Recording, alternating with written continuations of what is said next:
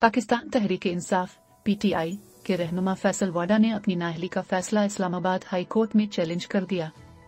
Election commission of Pakistan ने 9 फरवरी को फैसल वाडा को ताहियात नाअहल करार दिया था। साबिक वफाकी वजीर बराए आबी वसाइल फैसल वाडा ने वकील वसीम सज्जाद एडवोकेट के जरिए इस्लामाबाद हाई कोर्ट में इलेक्शन कमीशन के फैसले के खिलाफ दरखास्त दायर की। फैसल वाडा ने अपनी अपील में मौक़िफ़ अपनाया है कि इलेक्शन कमीशन उनके खिलाफ नाअहली का फैसला देने का मजाज नहीं था, इसलिए इलेक्शन कमीशन के फैसले की कोई कानूनी हैसियत नहीं है। अपील में दलाइल देते हुए मौक़िफ़ अपनाया गया है कि इलेक्शन कमीशन का यह तासुर गलत है कि आर्टिकल 63(1)(c) के इतलाक़ पर आर्टिकल 62(1)(f) का इतलाक़ होगा। इलेक्शन कमीशन कोर्ट अफला नहीं, आर्टिकल 62(1)(f) के तहत डिक्लेरेशन के लिए ट्रायल का होना जरूरी है। पीटीआई रहनुमा का इलेक्शन कमीशन के फैसले के खिलाफ अपनी दरखास्त में मजीद कहना था कि सदिया अब्बासी को सुप्रीम कोर्ट ने दोहरी शहरियत पर नाअहल किया, लेकिन उनके खिलाफ अपने फैसले में आर्टिकल 62(1)(f) का इतलाक़ नहीं किया गया। उनका कहना था कि उन्होंने इलेक्शन कमीशन में बारहा कहा कि नाअहली की दरखास्त सुनना इसका इख्तियार नहीं। इलेक्शन कमीशन को बारहा बताया कि वो कोर्ट अफला नहीं है, जबकि इलेक्शन कमीशन को ये भी बताया कि उन्होंने जानबूझकर ऐसा कोई झूठा बयान हल्फी नहीं दिया।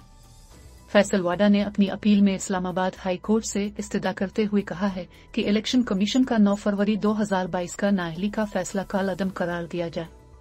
वाज़ेह रहे कि election commission of Pakistan (ECP) ने दोहरी शहरियत केस में पाकिस्तान तहरीक-ए-इंसाफ (PTI) के सेनेटर और साबिक वजीर बराए आबी वसाइल फैसल वाडा को रवामा 9 फरवरी को नाअहल करार दे दिया था।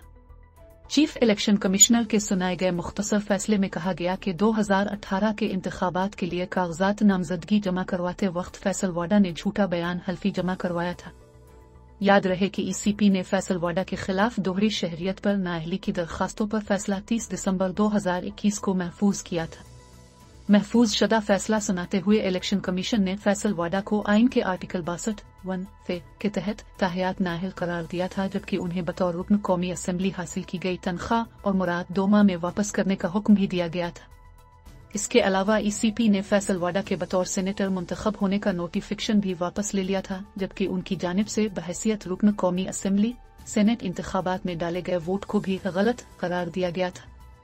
फैसले में कहा गया था कि फैसल वाडा ने खुद को अपने अमल से मशकूक बनाया। उन्होंने बतौर रुकन कौमी असेंबली सेनेट इलेक्शन में वोट डाला, जिसके बाद खुद को बतौर सेनेट उम्मीदवार भी पेश किया।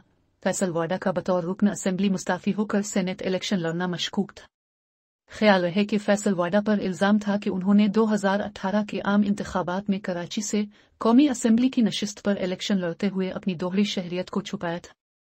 फैसल वाडा नाअहली केस 22 माह से जायद अरसे तक जेर समात रहा। मज़कूरा केस पर इस्लामाबाद हाई कोर्ट में भी केस पर समात हुई। फैसल वाडा की दोहरी शहरियत के खिलाफ कादिर मंदोखेल की जानिब से 2018 में दरखास्त दायर की गई थी। दरख्वास्त में कहा गया था कि जिस वक्त फैसल वाडा ने कौमी असेंबली के इंतखाब के लिए कागजात नामजदगी जमा कराए थे, इस वक्त वो दोहरी शहरियत के हामिल और अमरीकी शहरी थे। दरख्वास्त में यह भी कहा गया था कि फैसल वाडा ने इंतखाबात में हिस्सा लेते हुए इलेक्शन कमीशन में एक बयान हल्फी दायर किया था कि वो किसी दूसरे मुल्क के शहरी नहीं। दरख्वास्त में मौक़िफ़ इख्तियार किया गया था कि चूंकि उन्होंने झूठा बयान हल्फी जमा कराया था, इसलिए आइन की दफ़ा 62(1)(f) के तहत वो नाअहल है। दरख्वास्त की समाअत के दौरान साबिक वजीर के वकील का कहना था कि फैसल वाडा ने कोई झूठ नहीं बोला। कागजात नामजदगी जमा करवाने से कबल उन्होंने अपना गैर मुल्की पासपोर्ट मनसूख करवा दिया था। समाअत के दौरान फैसल वाडा के वकील बैरिस्टर मुईद ने उनका पैदाइशी सर्टिफिकेट कमीशन में जमा करवाया और बताया था कि फैसल वाडा अमरीकी रियासत कैलिफोर्निया में पैदा हुए थे और पैदाइशी तौर पर अमरीकी शहरी थे।